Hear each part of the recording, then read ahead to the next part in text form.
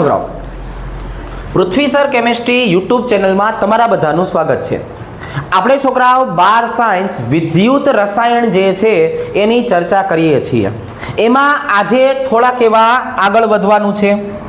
આજની જો આપણે વાત કરીએ છોકરાઓ, તો આજે આપણે શું શીખવાનું છે?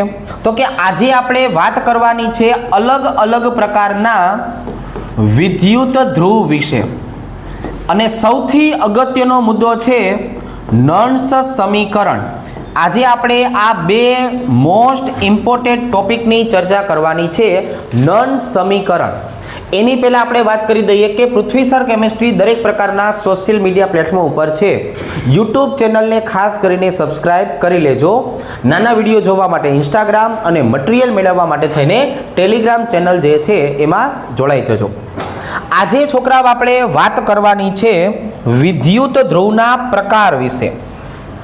ચાલો, આજનો આપણો પહેલો ટોપિક કયો છે? તો કે ભાઈ પહેલો ટોપિક છે વિદ્યુત ધ્રુવના પ્રકારો. ચાલો, 3 પ્રકારના પ્રકાર પાડશું આપણે. આપણે કેટલા પ્રકાર પાડવા છે છોકરાઓ? 3 પ્રકાર જે છે એ 3 પ્રકાર પાડશું. જો આવી રીતે છોકરાઓ. ચાલો, પહેલા ભાઈબંધને શું નામ આપવાનું છે? તો કે ભાઈ પહેલાને નામ આપવાનું છે ધાતુના સક્રિય ધ્રુવ.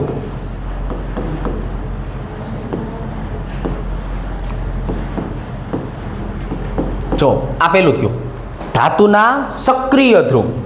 બીજા નંબરે આવશે છોકરાઓ નિષ્ક્રિય વિદ્યુત ધ્રુવ. ચાલો ભાઈ, બીજા નંબરે કોણ આવશે? નિષ્ક્રિય વિદ્યુત ધ્રુવ તરીકે દર્શાવી શકાય, નિષ્ક્રિય ધ્રુવ. અને ત્રીજા નંબરે આવવાનું છે છોકરાઓ વાયુ વિદ્યુત ધ્રુવ. અને આ વાયુ વિદ્યુત ધ્રુવ છે એમાં આપણે ખાસ કરીને વાત કરવાની છે હાઇડ્રોજન વિશે, બરાબર? અને થોડીક વાર પછી હમણાં બોલાવીએ આપણે. ચાલો, પહેલા હવે આની વાત કરીએ કે ભાઈ આ ધાતુના સક્રિય વિદ્યુત ધ્રુવનો મતલબ શું થાય? તો કે ભાઈ ધાતુના જે સળિયા પોતે જ પ્રક્રિયામાં ભાગ લે છે, એનો મતલબ શું થયો? ઓક્સિડેશન તથા રિડક્શન પ્રક્રિયા પોતે જ અનુભવે. એટલે શું થાય છોકરાઓ? માન લો કે હું ઝીંકનો સળિયો લઉં તો ઝીંકના સળિયાનું વજન ઘટે. હું કોપરનો સળિયો લઉં તો કોપરના સળિયાનું વજન વધે. તો જે ઓક્સિડેશન તથા રિડક્શન પ્રક્રિયા પોતે અનુભવે એટલે વજનમાં વધારો થાય, વજનમાં ઘટાડો થાય, તો આવાને બોલાય ધાતુના સક્રિય ધ્રુવ. જેના આપણી પાસે ઉદાહરણ છે તો કે આ ઘણા બધા ઉદાહરણ છે. કયા કયા ઉદાહરણ છે? તો કે જો ભાઈબંધ, ઝીંકનો સળિયો, સિલ્વરનો સળિયો, કોપરનો સળિયો, મેગ્નેશિયમ ધાતુની પ્લેટ, એલ્યુમિનિયમનો સળિયો, લોખંડનો સળિયો, નિકલ ધાતુની પ્લેટ, બરાબર, વગેરે વગેરે વગેરે. તમામ ધાતુ જે છે એ આ પ્રક્રિયા આપી શકે, જાતે ઓક્સિડેશન, જાતે રિડક્શન પ્રક્રિયા અનુભવી શકે. રેડી? ચાલો, હવે મારે વાત કરવી છે નિષ્ક્રિય ધ્રુવની. નિષ્ક્રિય ધ્રુવ એટલે કોણ છોકરાઓ? સાંભળજો. જે વિદ્યુત ધ્રુવ છોકરાઓ, જે વિદ્યુત ધ્રુવ ઓક્સિડેશન અથવા રિડક્શન પ્રક્રિયા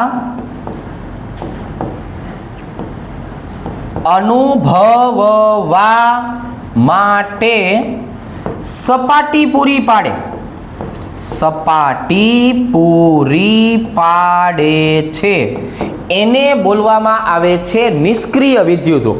મતલબ છે ને પોતે કંઈ કામ નથી કરવાના, પોતે કામ ન કરે, માત્ર કામ કરવા માટે સપાટી પૂરી પાડે.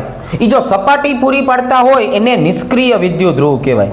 એના આપણી પાસે ઉદાહરણ છે તો કે હા, એમાં જે સૌથી અગત્યનું છે એને બોલાય છોકરાઓ પ્લેટિનમ વિદ્યુત ધ્રુવ. સૌથી અગત્યનો પ્લેટિનમ. પછી બીજા નંબરે આવશે ગ્રેફાઇટ. પછી ઘણી વખત સ્ટીલનો પણ ઉપયોગ થાય છે, બરોબર, પણ સૌથી અગત્યનો કોણ છે? પ્લેટિનમ. રેડી? ચાલો ત્રીજા નંબરની વાત કરીએ તો અહીંયા આવશે વાયુ વિદ્યુત ધ્રુવ. કોણ આવશે છોકરાઓ? વાયુ વિદ્યુત ધ્રુવ. વાયુ વિદ્યુત ધ્રુવનો મતલબ આવો થાય, નિષ્ક્રિય વિદ્યુત ધ્રુવની મદદથી, છોકરાઓ નિષ્ક્રિય વિદ્યુત ધ્રુવની મદદથી ઓક્સિડેશન અથવા રિડક્શન પ્રક્રિયા અનુભવે તો એને બોલવામાં આવશે વાયુ વિદ્યુત ધ્રુવ. જો સક્રિય વિશે આપણને ખબર છે, નિષ્ક્રિયમાં પ્લેટિનમને યાદ રાખશું. હવે અહીંયા છે ને આપણે જો ઉદાહરણ લખીએ છોકરા કે આ નિષ્ક્રિય વિદ્યુત ધ્રુવ તરીકે 3 ઘટકો વર્તી શકે, એમને છે ને દર્શાવવાની રીત હોય. બરાબર? એ રીત શું કામ આવી એના પછીના બોર્ડ વર્કમાં સમજાવું છું. અત્યારે તમને કહું છું કે પ્લેટિનમની મદદથી આ વર્તે, એટલે પ્લેટિનમનો સળિયો હોય ને એના સંપર્કમાં કોણ આવશે? તો કે વાયુ આવશે. અને વાયુના સંપર્કમાં કોણ આવશે? એનું દ્રાવણ આવશે. અને દ્રાવણ હંમેશા કોના સંપર્કમાં હોય છોકરાઓ? તો કે દ્રાવણ તો હંમેશા ક્ષાર સેતુના સંપર્કમાં હોય. અને આ બાજુએ કોઈ ઘટક કેથોડ તરીકે વર્તે. માની લો કે આની બદલે મારે ક્લોરીન લેવું છે તો જો આવી રીતે છોકરાઓ, પ્લેટિનમનો સળિયો, અહીંયા Cl2, અહીંયા Clની સાંદ્રતા, આવી રીતે જો એક્વિયસ. અને હવે કોણ આવી જશે છોકરાઓ? તો કે ભાઈ હવે આવી જશે ક્ષાર સેતુ અને એની બાજુમાં કોણ આવશે? કેથોડ. બરાબર? અહીંયા હું બગડો કરી નાખું. ચાલો આવી રીતે. હવે આની બદલે મારે બ્રોમિન લેવું હોય તો જો પ્લેટિનમનો સળિયો, એની બાજુમાં બ્રોમિન, એની બાજુમાં બ્રોમિનનું દ્રાવણ. અને દ્રાવણ હંમેશા ક્યાં આવે છોકરાઓ? તો કે દ્રાવણ હંમેશા આવશે ક્ષારક સેતુની બાજુમાં. અને ક્ષારક સેતુની બીજી બાજુએ કોણ આવશે? કોઈક એવો કેથોડ. તો આ મેં શું કામ લખ્યું એવું તમને હાઇડ્રોજન વિદ્યુત ધ્રુવની મદદથી સમજાવું છું. હાઇડ્રોજન વિદ્યુત ધ્રુવ કઈ રીતે કામ કરે? જ્યાં હાઇડ્રોજન વાયુ હશે એની બદલે ક્લોરીન વાયુ ભરી દો તો એ ક્લોરીનનો વિદ્યુત ધ્રુવ થઈ ગયો. ક્લોરીનની બદલે બ્રોમિન ભરી નાખો તો એ બ્રોમિનનો વિદ્યુત ધ્રુવ થઈ ગયો. મતલબ સમજણ પડી ગઈ? એટલે હું સમજાવીશ એને આધારે, હાઇડ્રોજનને આધારે. પછી આ શું કામ બન્યું ને એ તમને આઈડિયા આવી જશે. પણ યાદ શું રાખવાનું? હાઇડ્રોજનની બદલે ક્લોરીન ભરી શકો, ક્લોરીનની બદલે બ્રોમિન ભરી શકો, તો એ બની જાય વાયુ વિદ્યુત ધ્રુવ. કોણ બની જાય છોકરાઓ? વાયુ વિદ્યુત ધ્રુવ. તો વિદ્યુત ધ્રુવના આવા 3 પ્રકારો છે: ધાતુના સક્રિય, નિષ્ક્રિય અને વાયુ વિદ્યુત ધ્રુવ. રેડી? ચલો, આ એક ઇન્ફોર્મેશન છે, આને આપણે બહુ લખવાની જરૂર નથી. હવે આ એક વસ્તુ તમે પાછા લખજો કે વાયુ વિદ્યુત ધ્રુવને કઈ રીતે તમે સમજાવી શકો. તો હવે હું શું કરું છું છોકરાઓ? વાયુ વિદ્યુત ધ્રુવ છે એના માનાંક તરીકે તમને હાઇડ્રોજન ઇલેક્ટ્રોડ છે એ સમજાવું છું. જો કોને સમજાવું છું? હાઇડ્રોજન ઇલેક્ટ્રોડને સમજાવું છું. ચાલો હાલો, અહીંયા આવશે છોકરાઓ હાઇડ્રોજન ઇલેક્ટ્રોડ. ચલો ભાઈ, અહીંયા કોણ આવશે? Hydrogen electrode. કઈ રીતે હાઇડ્રોજન ઇલેક્ટ્રોડ કામ કરશે? તો થોડુંક એવું આપણે અહીંયા ધ્યાન રાખીએ. અત્યારે જે આ કન્ડિશન જોડેલી છે ને એ વોલ્ટમીટરની જમણી બાજુએ છે. જો આ વોલ્ટમીટરની ડાબી બાજુએ કોણ જોડેલું હશે છોકરાઓ? એનોડ. એનોડનો એક તાર અહીંયા જોડેલો હોય, આની જેમ જ જોડી દઉં. હા ચલો જો છોકરાઓ, અહીંયા એક તાર કોનો જોડેલો હોય છોકરાઓ? એનોડનો. જો એટલે અત્યારે તમારો હાઇડ્રોજન વિદ્યુત ધ્રુવ શેના તરીકે વર્તે? તો કે કેથોડ તરીકે. કેમ? તો કે વોલ્ટમીટર અથવા ગેલેનોમીટરની જમણી બાજુએ આવેલો છે. હવે આમાં શું થયું? તો કે આની અંદર જોવા જઈએ તો એક સરસ મજાનું પાત્ર છે. એ પાત્રની અંદર આપણે હાઇડ્રોજનનું દ્રાવણ ભરેલું છે, H+ એક્વિયસ. પણ એની સાંદ્રતા જો કેટલી છે? 1 મોલારિટી. તમને કોઈ ન મળે તો તમે HCl ને બોલાવી શકો. તમને એમ થાય કે આપણી પાસે કોઈ નથી તો આપણે કોને બોલાવી લેશું? HCl. ચાલો, અહીંયા આવી જશે ભાઈબંધ HCl. હવે અહીંયા શું થયું છોકરાઓ, તો કે હવે આ HCl નું જે દ્રાવણ છે ને છોકરાઓ, એમાં આપણે શું ભરવાનું છે, તો કે એને જે ઓલી ટ્યુબમાં ડૂબાડેલો હોય ને એ ટ્યુબની અંદર તમારે શુદ્ધ હાઇડ્રોજન ભરી દેવાનો. અને જે ભરો છો ત્યારે એનું દબાણ કેટલું હશે છોકરાઓ, 1 વાતાવરણ. જો પાત્ર છે, પાત્રમાં શું ભરેલું છે છોકરાઓ, HCl નું દ્રાવણ, એમાં તમે ઇલેક્ટ્રોડ ડૂબાડેલો છે અને ઇલેક્ટ્રોડની અંદર શું જવા દઈએ છીએ આપણે, શુદ્ધ હાઇડ્રોજન 1 વાતાવરણ દબાણે. હવે તો કે ઈ જે વાતાવરણ દબાણ આવ્યું કે નહીં, તો એ હાઇડ્રોજન વાયુ પસાર થતો થતો ક્યાં આવ્યો છોકરાઓ, પ્લેટિનમની પ્લેટ ઉપર આવ્યો. આ કોણ છે છોકરાઓ, પ્લેટિનમની પ્લેટ છે. પ્લેટિનમની પ્લેટ સાથે એક જોડાણ કરવા માટે આટલો જે ભાગ આપ્યો છે એ પ્લેટિનમનો જ વાયર છે. કોનો વાયર છે, પ્લેટિનમનો વાયર. હવે પ્લેટિનમનો વાયર અને વાયુ બધું ભેગું ન થઈ જાય ને એટલે એના ઉપર પારા મર્ક્યુરીથી કોટિંગ કરેલું હોય. આ મર્ક્યુરી હોય ને છોકરાઓ, એનાથી કોટિંગ કરી દીધું હોય જેથી એના ઉપર ક્ષાર ન બાજી જાય. નકર તમે મર્ક્યુરીનું કોટિંગ ન કરો તો એ વાયર ઉપર શું થાય, આ વાયુ અને દ્રાવણના કારણે કાટ લાગી જાય. એ કાટ ન લાગે એટલે મર્ક્યુરીનું કોટિંગ. અને એને લઈ જવા માટે શું આવેલું છે છોકરાઓ, તો કે કોપરનો વાયર. કોપરનો વાયર ન હોય તેને શું કહેવાય, વાહક તાર કહેવાય. શું કહેવાય, વાહક તાર. અને આખે આખું શેનાથી બનેલું હોય, ગ્લાસ જેકેટ. એટલે શું થયું છોકરાઓ, કાચનું પાત્ર. કાચનું પાત્ર. તો હવે આખું સમજો, આખું કઈ રીતે છે. હવે હું અહીંયા ક્ષાર ક્ષેતુ જોડું. સાંભળજો, અત્યારે મારે આને શેના તરીકે દર્શાવવો છે, કેથોડ તરીકે. તો અહીંયા હું લખું છું છોકરાઓ, કેથોડ તરીકે. હવે કામ કેમ કરે છે એ અને નિરૂપણ કેમ કરેલું છે બે સમજો. ચલો, આ કોણ આવી ગયું છોકરાઓ, ક્ષાર ક્ષેતુ. ક્ષાર ક્ષેતુની ડાબી બાજુએ મેં કોને જોડેલો છે, કોઈ પણ એનોડ. ક્ષાર ક્ષેતુ જેમાં મેં ડૂબાડ્યો છે એ ડૂબાડેલો શેમાં છે, HCl ના દ્રાવણમાં. એટલે અહીંયા હું શું લખીશ છોકરાઓ, H+ aqueous. હવે આ જે દ્રાવણ છે એમાં મેં આ કાચનું પાત્ર ડૂબાડ્યું છે. જો મારી પાસે આ પ્લેટિનમ ઇલેક્ટ્રોડ છે, આ જે વસ્તુ રહી ને હાઇડ્રોજનની, એ પ્લેટિનમ ઇલેક્ટ્રોડ તરીકે ઓળખાય. એટલે આ કોણ છે, પ્લેટિનમ ઇલેક્ટ્રોડ. તો જો આ ઇલેક્ટ્રોડ છે એટલે આનો નોબ હોય, નોબ આવી રીતનો આવે. એ નોબને શું કરવાનું, તમારે વોલ્ટમીટરમાં ફિટ કરી દેવાનું. રેડી? જો આવી રીતે હું આમ ફિટ કરી દઉં અને આને હું શું કરું, બીકરમાં ડૂબાડી દઉં. એટલે આ તમારો ઇલેક્ટ્રોડ સીધો કોના સંપર્કમાં આવ્યો ભાઈબંધ, ડૂબાડ્યો ભેગો, તો કે ભાઈ H+ ના દ્રાવણમાં. તમે જેવો ડૂબાડ્યો એટલે કોના સંપર્કમાં આવ્યો, H+. હવે આ જે વસ્તુ રહી છોકરાઓ, એ જો તમને આ દ્રાવણ કોના સંપર્કમાં દેખાય છે, આ બુડબુડિયાના. દ્રાવણ કોના સંપર્કમાં છે ભાઈબંધ, બુડબુડિયા. કોના બુડબુડિયા છે, હાઇડ્રોજન વાયુના. બુડબુડિયા કોના છે, હાઇડ્રોજન વાયુના. તો H+ કોના સંપર્કમાં આવ્યો, હાઇડ્રોજન ગેસના. હવે એ બુડબુડિયા છે એ કોના સંપર્કમાં આવશે છોકરાઓ, જો આના. કોણ છે, પ્લેટિનમની પ્લેટ.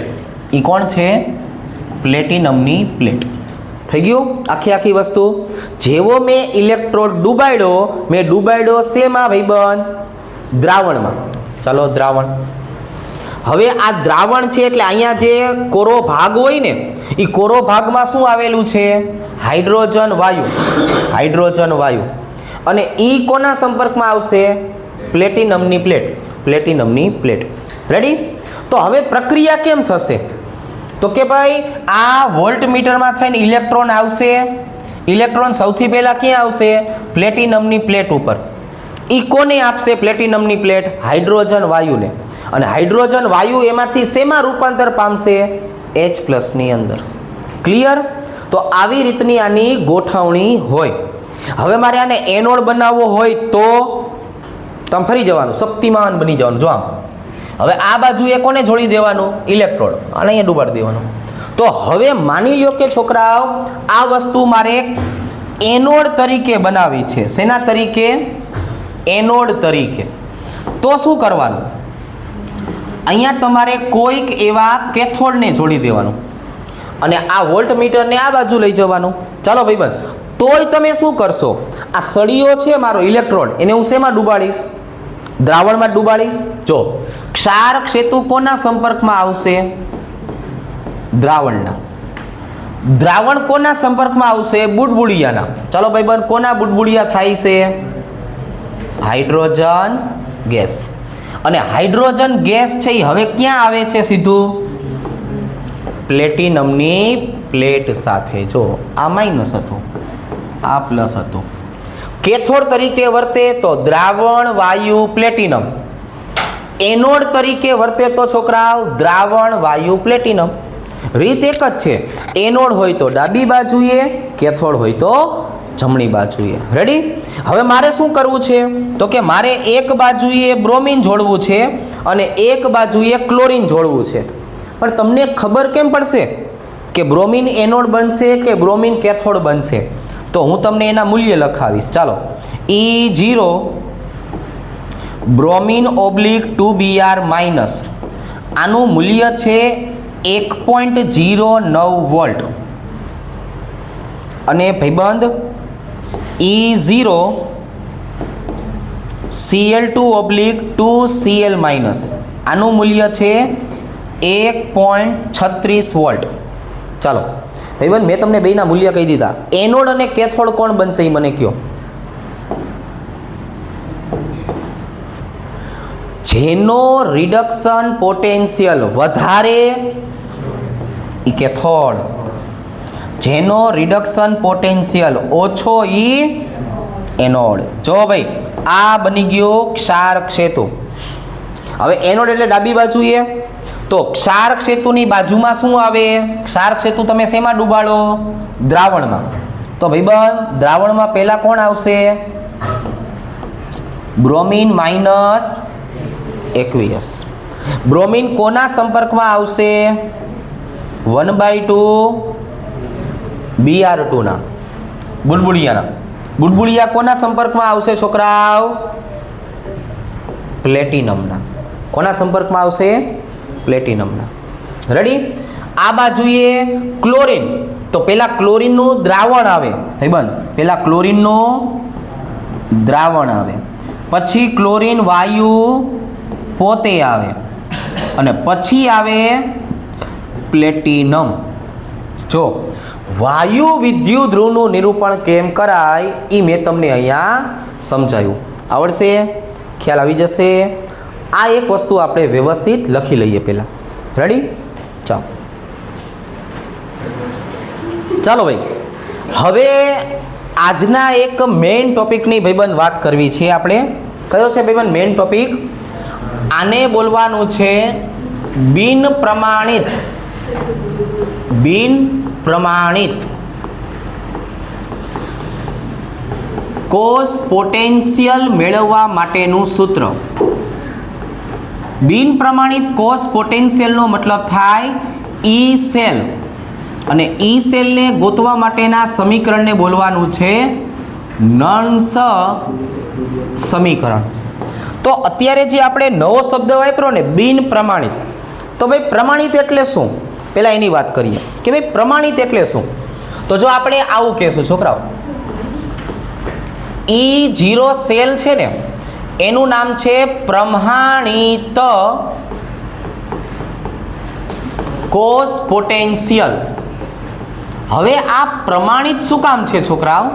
કેમ કે જ્યારે તમે E0 સેલ ગોતો છો ને, એટલે એ સૈદ્ધાંતિક મૂલ્ય ગોતો છો. કેવું ગોતો છો? સૈદ્ધાંતિક મૂલ્ય. સૈદ્ધાંતિક મૂલ્ય રહ્યું કે નહીં, એ હંમેશા ફિક્સ વસ્તુ હોય. કેવું હોય? ફિક્સ. કારણ કેમ કે ત્યારે આપણે દરેક દ્રાવણની સાંદ્રતા કેટલી લેવાની હોય છે? તો કે ભાઈ 1 મોલારિટી સાંદ્રતા લેવાની હોય છે. કેટલી સાંદ્રતા લેવાની? 1 મોલારિટી સાંદ્રતા. દર વખતે આપણે 1 મોલારિટી સાંદ્રતા લેશું. હવે એ 1 મોલારિટી સાંદ્રતાની જો વાત કરીએ ને છોકરાઓ, અને ટેમ્પરેચર ફિક્સ રાખશું 25°C 298 કેલ્વિન તાપમાન. એટલે હું ઝીંક અને કોપરને ભેગા કરું તો સ્વાભાવિક વસ્તુ છે, ઝીંક અને કોપરનું મૂલ્ય 1.10 મળે. દરેક પરિસ્થિતિમાં શું મળે? 1.10. અહીંયા કેવું થશે બિન પ્રમાણિતની અંદર, એટલે જો મેં E0 કાઢી નાખ્યું કે સાંદ્રતા બદલાઈ જશે. 1 મોલારિટી, 0.1 મોલારિટી, 0.001 કોઈ પણ સાંદ્રતા હોય અને તાપમાનનું મૂલ્ય પણ ફિક્સ નથી, એટલા માટે એનું નામ છે બિન પ્રમાણિત કોષ પોટેન્શિયલ. તો હવે આ તમે કોની સાપેક્ષમાં સમજાવશો? તો કે ભાઈ હું આ ડેનિયલ કોષની સાપેક્ષમાં સમજાવું. ચાલો ભાઈ, ડેનિયલ કોષ એટલે કોણ યાદ છે? હા પાડો કે ભાઈ ડેનિયલ કોષ એટલે કોણ? તો કે જો હું કોષ નિરૂપણ લખવા જાઉં તો એક બાજુએ ઝીંક સોલિડ ઓબ્લિક ઝીંક +2 એક્વિયસ, પછી વચ્ચે કોને મૂકી દેવાનું છોકરાઓ? ક્ષાર ક્ષેતુ, અને આ બાજુએ કોણ આવશે? કોપર +2 એક્વિયસ વત્તા copper +2 aqueous oblique copper solid. એ આવી રીતે જો આ મારી પાસે કોષ નિરૂપણ આવી ગયું. હવે આને આધારે એનોડ અને કેથોડના સમીકરણ મને યાદ કરાવો. મારે એનોડ ઉપરનું સમીકરણ લખવું હોય તો હું કેમ લખીશ? ઝીંક સોલિડ, એમાંથી બને છે ઝીંક +2 એક્વિયસ 2 ઇલેક્ટ્રોન. ભાઈબંધ મારે કેથોડ ઉપરનું સમીકરણ લખવું હોય તો કેમ લખાય? યાદ કરાવો જોઈએ.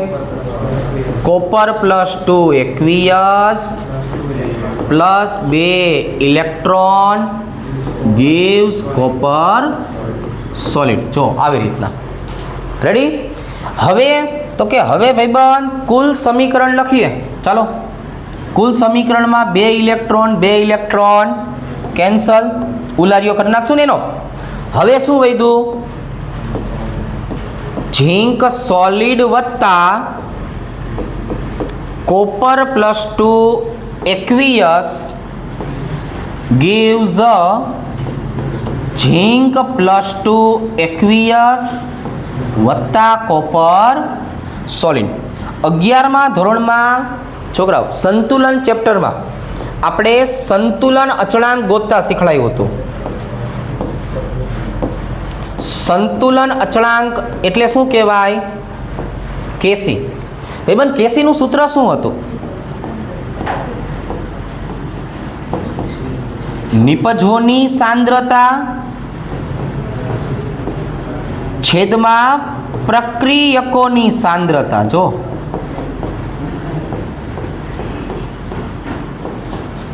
શું હતું સૂત્ર છોકરાઓ?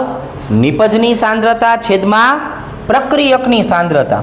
તો એનો મતલબ એવો થયો, હવે મારે આ પ્રમાણે કેસીનું સૂત્ર લખવું હોય તો તમને સાંદ્રતા ક્યાં દેખાય છે? જો આ તો સોલિડ છે, કેન્સલ. આ સાંદ્રતા છે, આ સાંદ્રતા છે, આ સોલિડ એટલે કેન્સલ. મારે તો સાંદ્રતા ગોતવાની. કોને ગોતવાની? સાંદ્રતાની. તો સાંદ્રતામાં મને જો આવું જોવા મળ્યું, ઝીંક +2 એક્વિયસ અને ભાંગાકારમાં શું આવી જશે? Copper +2 aqueous. હવે અહીંયા થોડુંક એવું ડિટેલમાં મારે તમને લઈ જવા છે. અહીંયા ઝીંક શેના તરીકે વર્તે? એનોડ તરીકે. કોપર શેના તરીકે વર્તે? કેથોડ તરીકે.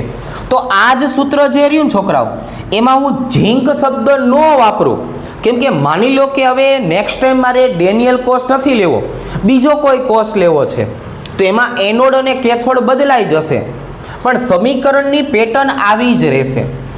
કેસીનું મૂલ્ય આવી જ રીતે મળશે. તો અહીંયા ઝીંકના છેદમાં કોપર એટલે કે અહીંયા આવશે એનોડની સાંદ્રતા છેદમાં કેથોડની સાંદ્રતા. જો એટલે આપણે એને ટૂંકમાં શું કહેશું? એસાના છેદમાં કેસા. જ્યાં તમને કેસી જોવા મળે ને ત્યાં તમારે શું કહેવાનું? એસાના છેદમાં કેસા. એટલે શું થયું ભાઈબંધ? એનોડની સાંદ્રતા છેદમાં કેથોડની સાંદ્રતા. ચાલો, આટલી વસ્તુમાં કોઈને કંઈ વાંધો ખરા? કેસી બરાબર હવે શું આવ્યું? એસાના છેદમાં કેસા. ચાલો, હવે આપણે આપણી રીતે નળ સમીકરણની સાબિતી આપીએ. જો કઈ રીતે છોકરાઓ આપશું? તો કે ભાઈ ઉષ્માગતિશાસ્ત્ર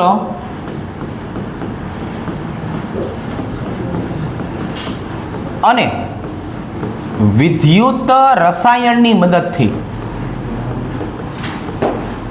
મુજબ બેયનો સંબંધ શું છે ભાઈબંધ?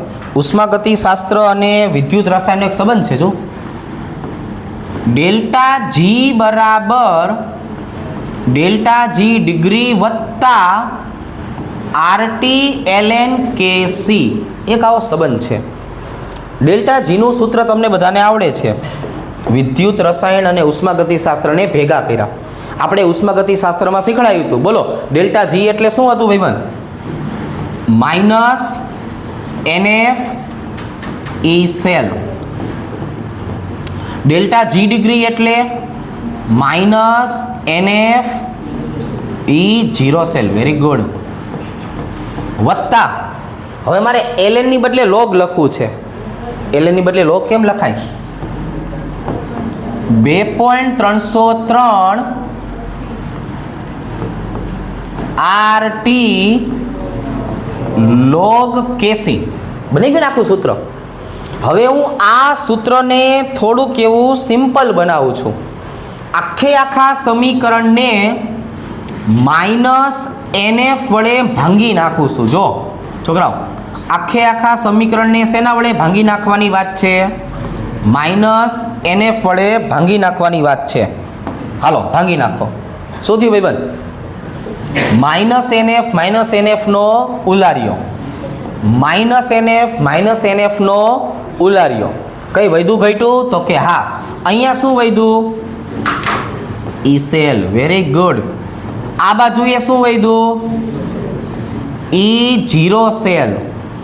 માઇનસ નિશાની છે એટલે માઇનસ 2.303 RT છેદમાં NF log KC. હવે આપણને બધાની કિંમત આવડે છે.